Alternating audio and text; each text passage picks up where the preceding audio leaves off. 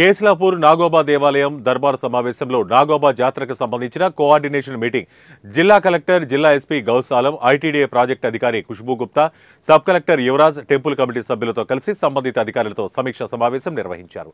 ఈ నెల 28వ తేదీన మహాపూజ నాగోబా జాతర మొదలవుతుందని, దీనికి సంబంధించిన ఉమ్మడి ఆదిలాబాద్ జిల్లా నుండి ఇతర రాష్ట్రాల, మహారాష్ట్ర నుండి సందర్శకుల తాకిడి ఎక్కువగా ఉంటుందన్నారు. అన్ని వసతులు ఏర్పాటు చేయాలని సంబంధించిన అధికారులకు ఆదేశాలు జారీ చేశారు.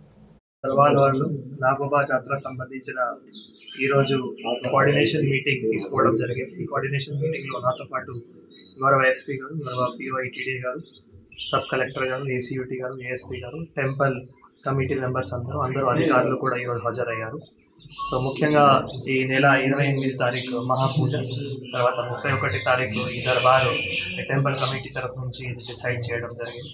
దీనికి సంబంధించిన మీ అందరికీ తెలుసు, ఉమ్మడి ఆదిలాబాద్ జిల్లా నుంచి కానీ వేరే రాష్ట్రాల నుంచి, మధ్యప్రదేశ్, మహారాష్ట్ర, ఛత్తీస్గఢ్ అన్ని రాష్ట్రాల నుంచి కూడా భక్తులు ఇక్కడికి వస్తారు. కాబట్టి వారు ఉన్న టైంకి అన్ని వసతులు వారందరికీ తప్పకుండా ఉండాలి, వారి దర్శనం మంచిగా జరగాలి.